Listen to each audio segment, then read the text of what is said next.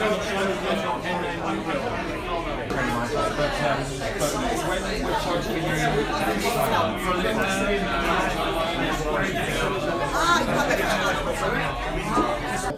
and gentlemen, give him a big hand. Mr. Robert Pimm! Yeah! What about Blood Summit? As I say, it's a thriller. It's set in Berlin. And I wrote it when I was living in Berlin. And I was struck that Berlin really is a city haunted by its past. It's a terrible past Berlin has. Totalitarianism, genocide, we have destruction from the air, we have countless, immeasurable suffering, air raids, war, and then of course we have the Berlin Wall separating the city, along with spy swaps, espionage, surveillance. And then, since 1989, a few brief years of reunification, but nobody really knows what Berlin is. It's a sinister place. At the heart of all this squats the Reichstag, this huge, dark building. It has a dark history. Burned by the Nazis in 1933, stormed by the Red Army in 1945, and then for 20 or 30 years empty while the Berlin Wall ran right past it. And if you go there now, it's the parliament of the reunited Germany, a symbol of hope and, of course, transparency. And you can look down through the glass ceiling straight into the debating chamber beneath. And that made me think, can you have a building which is transparent and also secure? Can you have a building which is open to everybody and yet protects the people inside? How safe is our democracy actually? A very actual question.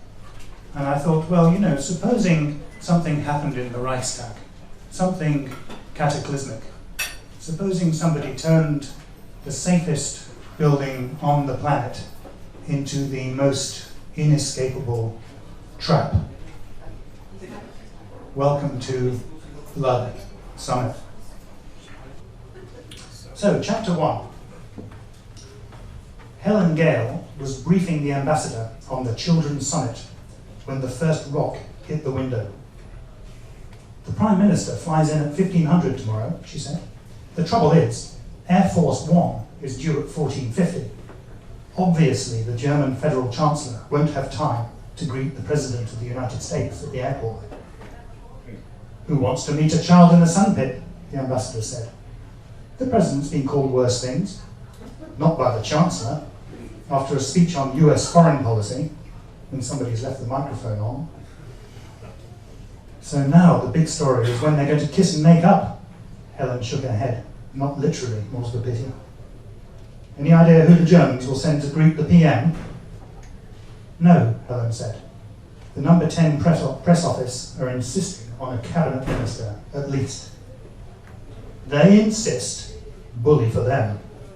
Sir Leonard Lennox ran his fingers through the white thicket of his hair, making it wilder than ever. And won't you say 3 p.m? We're not soldiers.